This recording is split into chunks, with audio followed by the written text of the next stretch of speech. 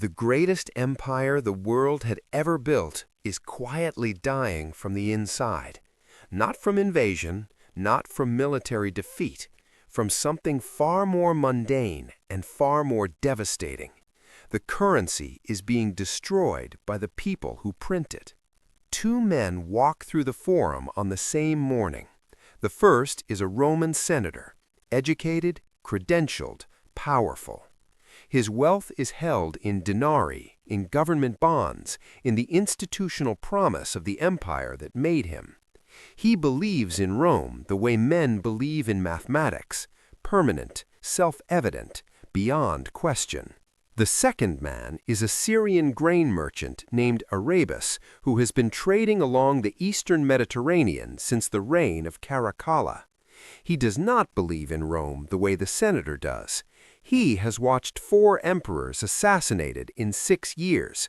He has watched the silver content of the denarius fall from 50% to 2% in a single generation. He is not panicking. He is converting. Grain stores, land along the Nile Delta, gold solidi, connections in Constantinople, Alexandria, and Antioch that operate entirely outside the Roman monetary system. Within 15 years, the senator's denarii are worthless. The bonds of the empire are obligations of a government that can no longer pay its soldiers. His institutional wealth has evaporated with the institutions that created it. Arabus's grain stores have tripled in denarii value as inflation explodes.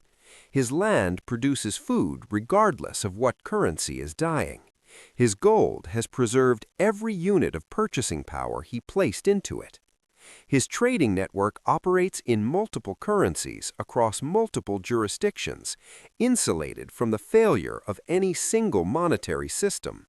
This contrast did not happen once. It happened in every province of the dying Roman Empire simultaneously. And then it happened again in Weimar Germany, and again in Argentina, and again in Lebanon, and again in Venezuela. The forensic record spanning 17 centuries documents the same 4 assets surviving every collapse with the same structural consistency. This is not financial advice. This is an economic autopsy performed on the longest and most thoroughly documented economic collapse in human history. The assets that survived Rome are the assets that have survived everything since. The question is not whether you find this interesting. The question is whether you are holding the senator's denarii or Arabus's grain. The first asset is the one the Roman forensic record documents most precisely, because Rome's collapse was fundamentally a story of what happens when you destroy your own currency and the people who understood that process in advance. The denarius in 200 AD contained approximately 50% silver. By 260 AD, it contained less than 2%. This was not an accident of metallurgy. It was a deliberate policy of a government that could not pay its bills with tax revenue alone and chose to debase the currency instead of reforming its finances. The Roman government was mixing copper into silver coins the same way Weimar Germany would print paper marks 15 centuries later. The mechanism was different. The result was identical. Inflation exploded. The official currency became noise, and the people holding physical gold and silver outside the official monetary system were insulated from the destruction in a way that holders of denarii were not. The gold solidus introduced by Constantine in 312 AD tells the forensic story with precise numerical clarity. The solidus contained 4.5 grams of nearly pure gold. It held that standard for over 7 centuries, surviving the Western Empire's complete collapse, surviving the chaos of the migration period, surviving the transition from Roman to Byzantine civilization. The denarius it replaced had lost 98% of its silver content in less than a century. The gold coin that replaced the denarius outlasted the empire that created it by 500 years. Roman merchant families and provincial landowners who converted denarii holdings into gold solidi and physical silver before the worst of the debasement preserved wealth across the collapse that destroyed the institutional Roman economy entirely. The NEBR's historical monetary research documents this pattern with consistency across multiple Roman provincial economies. The flight from debased coinage into hard metal was not speculation, it was the rational response of people who understood what currency debasement does to purchasing power. Weimar Germany between 1921 and 1923 replicated the Roman pattern with documentary precision. As the mark fell from 75 to the dollar to 4.2 trillion to the dollar, German families who held physical gold and foreign currency preserved purchasing power that holders of mark-denominated assets lost entirely. The Reichsbank's own records show that gold coin circulation in the informal economy expanded dramatically during the peak hyperinflation period as citizens abandoned the official monetary system for the one that the government could not inflate away. Zimbabwe between 2007 and 2009 provided the most extreme modern documentation of this principle. The World Bank's post-crisis analysis found that physical gold possession was the single most reliable predictor of household economic survival during the peak collapse.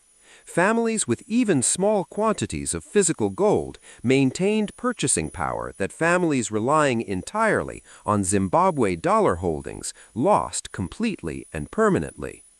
The forensic principle extracted from 17 centuries of documented evidence is structurally simple. Gold and silver are not investment assets. They are monetary assets that exist outside the control of any government, any central bank, and any institutional system. They cannot be inflated by decree. They cannot be frozen by banking controls. They cannot be devalued by political decision. Their value is not derived from institutional promise. It is derived from a consensus so old and so universal that no single civilization's failure has ever been able to extinguish it. Rome proved it. Every collapse since Rome has confirmed it. The currency always believes it is permanent. The metal always outlasts the currency. The second asset appears in the Roman forensic record in a form so consistent that economic historians have given it a specific name, the late antique estate economy, and what it reveals about income-producing property during systemic collapse is one of the most important and least understood patterns in all of economic history. As the Roman urban economy deteriorated through the 3rd and 4th centuries, a remarkable economic migration occurred. Wealthy Romans who had held their assets in urban commercial property, in city-based businesses, in the institutional economy of the imperial administration, began converting those assets into large agricultural estates in the provinces.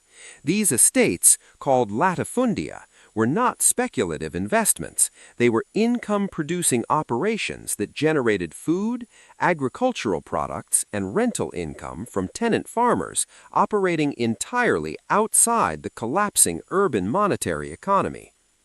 Roman Egypt, preserved in extraordinary detail through papyrus documents recovered from the Fayum region, shows that large landowners in the Nile Delta were collecting rents denominated not in denarii, but in grain, oil, and wine through the entire period of monetary collapse. The income stream was real. It addressed a need that no economic collapse could eliminate. People needed to eat regardless of what the currency was doing. And the landlord who owned the land that produced the food collected income in whatever the local economy was actually using as a medium of exchange, bypassing the dying official monetary system entirely. Buenos Aires, Argentina, 2001 to 2002. The peso has collapsed. The banking system has frozen deposits.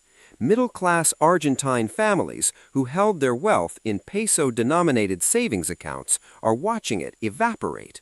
but wealthy Argentine families who own apartment buildings collecting dollar-denominated rents are experiencing something entirely different. The World Bank's analysis of the Argentine crisis documents that residential rental income in dollar terms declined approximately 15% between 2001 and 2003.